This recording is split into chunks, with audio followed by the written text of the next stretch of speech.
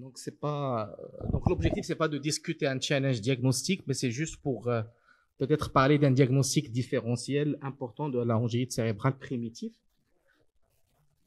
Donc, c'est une femme de 48 ans, donc sans antécédents, et qui présente des céphalées brutales, donc qui durent à peu près 20-30 minutes en moyenne, et elle a fait 5 épisodes en 4 jours. Et à l'admission, l'examen neurologique était normal et l'examen général aussi était normal. Donc, à cette étape-là, on va évoquer quoi comme diagnostic? SVCR. Donc, qui ne dit pas SVCR? Ouais. Donc, on a hémorragie ménagée. Bien sûr. Donc pourquoi c'est pas une hémorragie ménagée ici? Qui peut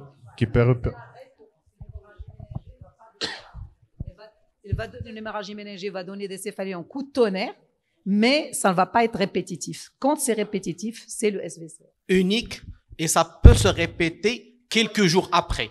Une semaine, 10 jours, à cause du vasospasme, à ce moment-là, secondaire à l'hémorragie ménagée anévrismale. Mais généralement, devant une céphalée en coup de tonnerre, donc il faut évoquer l'hémorragie ménagée anévrismale, le SVCR, la thrombose veineuse cérébrale, la dissection des artères cervicales et les méningites. Donc, vous demandez quoi comme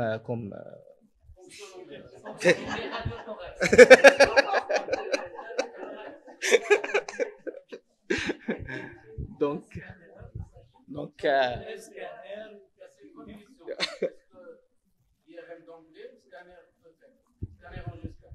dépend dans les conditions et quand on va l'avoir. C'est quelque chose qu'il faudrait avoir dans l'heure. Après, si on est... il faut attendre 12 heures ou plus pour faire l'IRM, mais je pense qu'il faut les scanners sont disponibles. On fait un scanner d'air pour regarder qu'est-ce qu'il y a. Oui. Et on fera l'appel et puis on attend l'IRM après. Bien sûr, si on évoque l'hémorragie ménagée anévrismale, donc bien sûr, il faut pas tarder, scanner, angioscanner artériel, mais c'est juste par rapport à, lorsqu'on a des céphalées en coup de tonnerre comme ça, donc généralement, il faut faire une imagerie parenchyme, une imagerie artérielle des vaisseaux et une imagerie veineuse. Donc les trois, donc il faut voir les trois compartiments, il faut pas se contenter juste d'un scanner ou d'un scanner avec un angioscanner artériel. Donc les trois.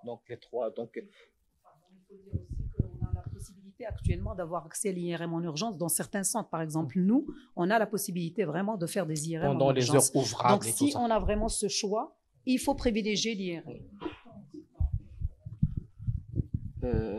Donc, l'imagerie, donc, elle est normale. Et donc, comment on va pouvoir avancer?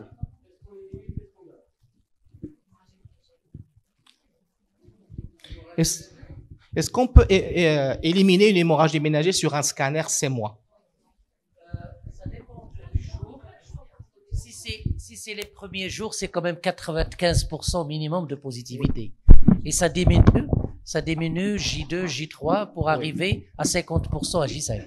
Une semaine, le scanner peut être normal. L'hémorragie ménagée, dans un tiers des cas, le scanner est négatif. Quel que soit, quel que soit le 30%, délai, l'hémorragie, 30, un tiers des cas.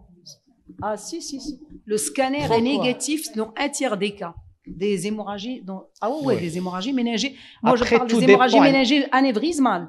Alors que bien sûr, les hémorragies, parce que là, il y a un autre type d'hémorragie qu'il faut rechercher dans le SVCR. C'est l'hémorragie corticale, qui de toute façon passe inaperçue, corticale localisée, qui passe inaperçue sur le scanner. Je crois que 30%, c'est un peu trop. Ben, je vais.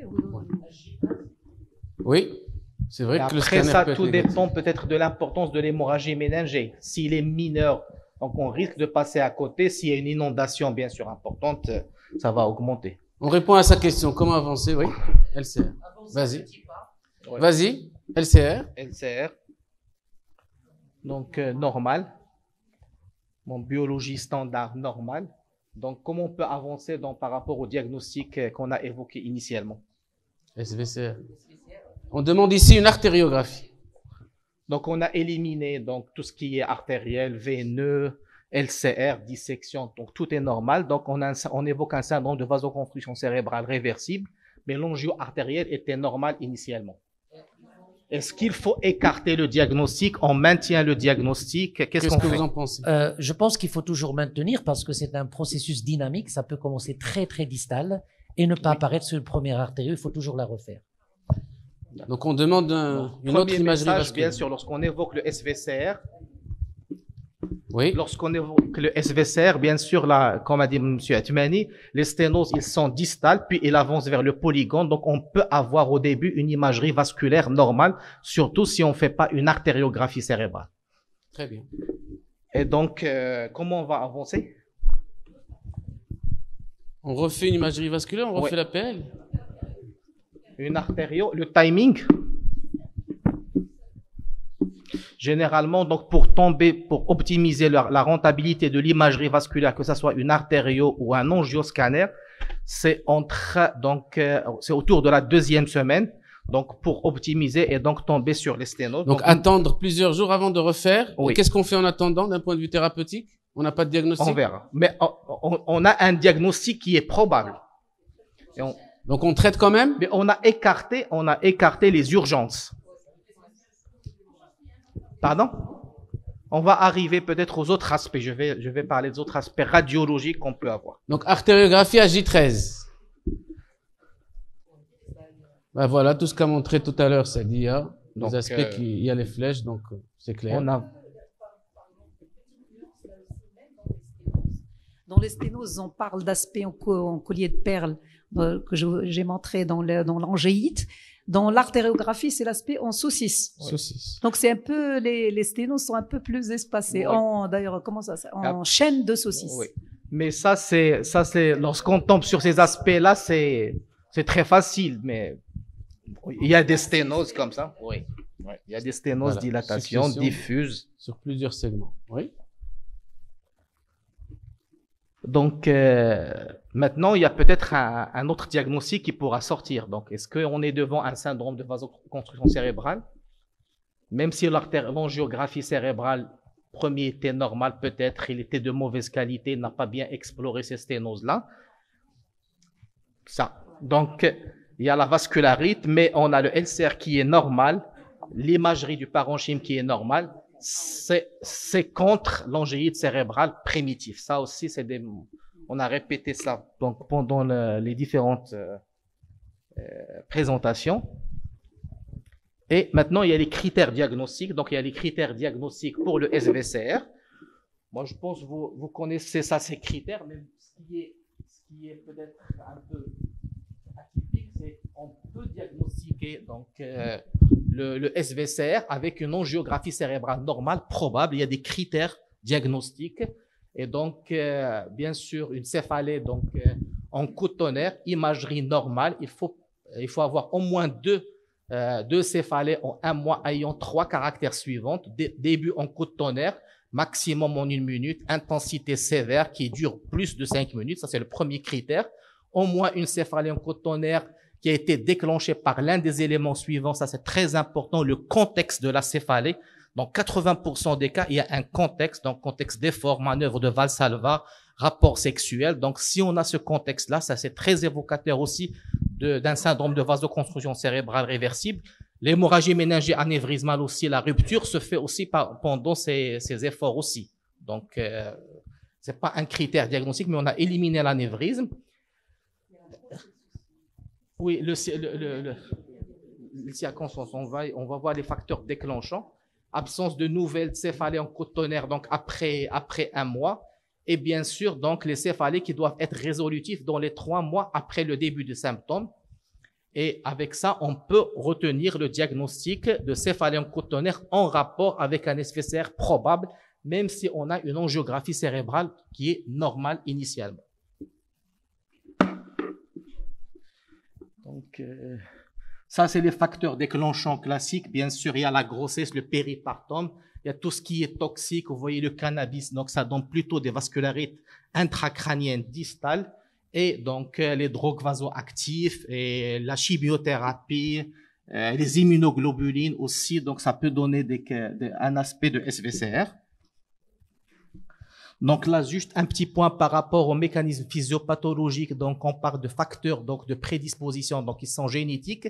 et des facteurs donc de précipitation. Ce qu'on a dit, c'est la grossesse, les drogues vasoactives, il y a donc qui vont entraîner donc un dysfonctionnement donc endothélial, une hyperréactivité sympathique, un stress oxydatif, donc qui va aboutir à une rupture de la barrière hémato-encéphalique, donc une dysrégulation donc du tonus donc vasculaire. Et on peut avoir 3 patterns différents. Donc il y a le SVCR, mais on peut avoir le PRES et donc des manifestations hémorragiques ou des lésions hypersignales de la substance blanche. Donc c'est un même pattern peut-être physiopathologique avec des manifestations qui sont différentes. Et donc l'imagerie de contrôle donc à 3 mois, donc qui a démontré donc la normalisation de ces sténoses-là. Donc, ça signe un peu le diagnostic de SVCR maintenant. Donc, tranquillement. Donc, normalement, si on fait un contrôle après, et on a toujours des sténoses, donc ça, c'est un élément contre le SVCR. Et un autre élément, peut-être, même si on contrôle, par exemple, par rapport, lorsqu'on est devant des sténoses intracrâniennes, si les sténoses, ils sont mobiles, ça permet aussi de dire que c'est pas un athérome intracrânien lorsque le diagnostic se fait avec, le différentiel se fait avec l'athérome intracrânien. Les sténoses sont au niveau du même côté, ne bougent pas. Alors, dans les vascularites, que ça soit SVCR ou vascularite primitive, donc les sténoses vont être un peu dynamiques. Et ça, c'est un élément contre l'athérome intracrânien. Et là, c'est les autres aspects radiologiques qu'on peut voir au cours du SVCR. Comme a dit Madame Aïdi, c'est les hémorragies donc méningées corticales. On peut avoir des hématomes ou on peut avoir des AVC un peu territoriaux, comme on peut avoir une imagerie cérébrale normale. Et donc, il y a 2 pathologies qui sont associées au SVCR. Donc, il y a le PRES, donc qui est présent dans à peu près 38% des cas au SVCR, et le SVCR il est présent dans 85% des cas des PRES. Donc c'est des pathologies du chevauchement, et on avait dit le mécanisme physiopathologique, ils ont le même mécanisme physiopathologique. Et lorsqu'on a par exemple, on suit une patiente qui a un tableau de SVCR des céphalées, et les céphalées se sont calmées, il y a une reprise des céphalées, la récidive elle est exceptionnelle, donc on refera une imagerie, il faut penser à une dissection cervicale qui a été décrite à peu près dans 12% des cas. Donc on va pas peut-être penser à ça, on va refaire une imagerie cérébrale vasculaire intracrânienne, mais on va pas faire une imagerie vasculaire extracrânienne. 12% des cas, donc c'est des dissections, en particulier cervicales, associées au SVCR, surtout décalées au-delà de 4 semaines. Donc là, c'est juste pour finir les messages clés. Donc, faut l'évoquer le SVCR devant toutes ces céphalées cotonnaires donc répétées, mais aussi en cas d'hémorragie sous-arachnoïdienne corticale, d'AVC donc en particulier en postpartum, ou lorsqu'il y a une prise de drogue vasoconstructeur, vasoactif. L'imagerie parenchymateuse et vasculaire normale dans les premiers jours, donc n'élimine pas le diagnostic. Il faut savoir répéter donc les investigations. On n'a pas besoin maintenant de refaire, de contrôler par une angiographie cérébrale. On peut juste à 2 semaines, à J15, J14, on peut refaire un angioscanner cérébral bien fait, une angio-IRM injectée. Donc ça va faire ça va répondre à cette question. Le traitement, c'est le repos. Donc c'est l'éviction donc des substances vasoactives, et le traitement par nimodipine, et est prescrit après par voie orale, par voie intraveineuse. On commence par voie orale, mais si le patient s'aggrave, on pourra faire la voie intraveineuse. Et si le patient continue à s'aggraver et faire peut-être des AVC ischémiques, on peut faire même la nimodipine en intra-artériel, donc par radiologie interventionnelle. Et le SVCR, il récidive de manière très rare. Donc ça, je pense. Merci Wadi.